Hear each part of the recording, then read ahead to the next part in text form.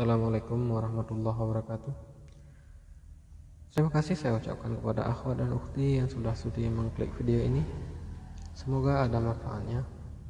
Jangan lupa subscribe, like, dan komen untuk mendukung channel ini agar lebih berkembang. Yang benar dari Allah, yang salah dari saya. Pada kesempatan ini, saya ingin berbagi sedikit amalan yang mana yang saya dapat dari kitab ini, yang mana amalan untuk anak kita agar terhindar dari dosa besar seperti zina dan lainnya, dan agar anak kita besarnya bisa jadi anak yang penurut, karena ini adalah suatu hal yang paling susah kita didik anak kita apabila sudah besar. Tapi pada kesempatan ini saya ingin mengajarkan atau memberi sedikit ilmu dari kitab ini kepada orang-orang tua yang akan melahirkan anak atau akan punya momongan, yang mana ini bisa dipraktekkan kepada anak kita di saat lahir nanti.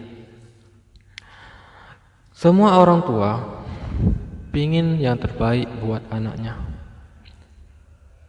karena anak adalah titipan dari Allah Subhanahu wa Ta'ala. Banyak orang tua yang belum punya anak pingin sekali punya anak, tapi ketika kita sudah punya anak, ketika dia besar, dia akan membangkang menjadi pendosa. Apa yang akan kita lakukan dan kita rasakan? Tentu itu adalah hal yang paling sakit dan menyakitkan, karena anak adalah titipan dari Allah Subhanahu wa Ta'ala. Kita bersyukur mendapat anugerah ini. Tetapi apabila kita tidak membimbingnya, tidak mendidiknya, maka dia akan salah jalan. Amalan ini saya bagikan adalah bagi orang yang baru punya anak, atau amalan ini bisa dipakai ketika anak masih bayi, masih baru lahir. Karena semua orang tua pengen anaknya itu yang soleh dan solehah, penurut. Yang namanya nakal wajar, tapi penurut nanti ketika dia sudah besar, tidak membangkang. Karena begini, dosa yang dilakukan oleh anak kita di saat dia belum akil balik, dosa itu akan ditanggung oleh orang tuanya. Atau apabila dia melakukan dosa di saat dia sudah besar dewasa atau dah remaja, kan banyak ini darah muda dan remaja ini paling susah, paling banyak dosa. Kita nggak usah menafik, termasuk saya sendiri. Tapi apabila kita tidak mendidiknya di masa kecil, maka dosa yang diperbuat mereka kita akan menanggungnya. Untuk itu kita langsung saja ke bahasannya.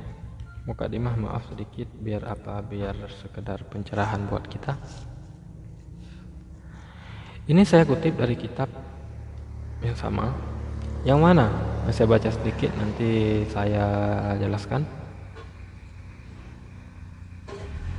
Dan sunnah diazankan pada telinga yang kanannya, dan iqamah pada telinga yang kiri.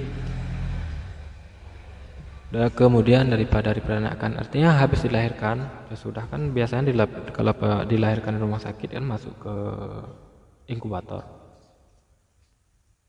sekitar setengah jam atau 1 jam, ya terserah kata mbak bidannya. Sesudah kita dikeluarkan dari inkubator, bisa kita azankan sebelah kanan dan iqamah sebelah kiri. Dan sebagian orang mengatakan untuk anak perempuan cukup ikamat saja, agar anak itu lunak hatinya. Karena intinya perkataan yang pertama dia dengar adalah perkataan kalimah Allah, gitu. Dan manfaatnya itu agar anak tidak diganggu oleh makhluk halus habis dia dilahirkan. Selanjutnya, dan dibacakan inna anzalnahu hingga akhir, atau biasa kita kenal dengan surah Al-Qadr. Inna anzalnahu fi lailatul qadri wa ma adraka ma lailatul qadr. Lailatul qadri khairum min alfi syahrin tanazzalul malaikatu warruhu fiha biizni rabbihim min kulli amr. Salamun hiya hatta matla'il fajr. Dan jika dibacakan inna anzalna di telinganya yang kanan,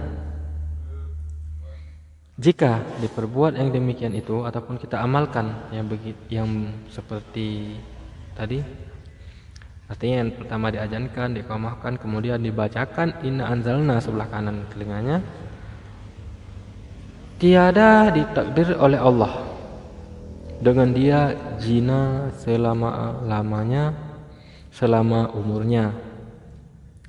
Artinya kalau kita amalkan ini, kita bacakan inna anzalna juga, dia tidak akan berzina sampai dia menikah dan atau sampai seumur hidupnya. Artinya anak ini kemungkinan besar akan menjauhi dosa-dosa besar. Dalam riwayat lain dikatakan apabila ini dibacakan juga, anak itu akan menjadi anak yang penurut. Dan ketika dia sudah dimandikan ataupun kan dibiasakan selama 40 hari, di saat kita memandikannya bagi orang tua bayi ataupun yang merawatnya ataupun bapaknya, ingat apabila setiap kita mandikan pagi atau sore sambil membacakan surah ini agar lebih meresap ke dalam telinganya, karena anak-anak yang pertama kali indera yang paling berfungsi adalah telinga, dan insya Allah ini akan bermanfaat. Kemudian juga kita biasakan memberi manis-manis dalam mulutnya, tapi itu sudah bahasan lain. Pada intinya kita bahasan yang tidak bahasan yang bersangkutan dengan perbuatan, jangan sampai dia melakukan dosa yang besar nanti di akhirat nanti, karena dosa semua itu akan kita menanggungnya. Demikian, semoga ada manfaatnya. Ini adalah sebuah kajian dari kitab ini. Saya tidak memaksa orang untuk mempercayainya, dan saya tidak memaksa orang untuk meyakininya. Tapi apabila Anda merasa benar, silahkan diamalkan. Cukup sekian. Assalamualaikum warahmatullahi wabarakatuh.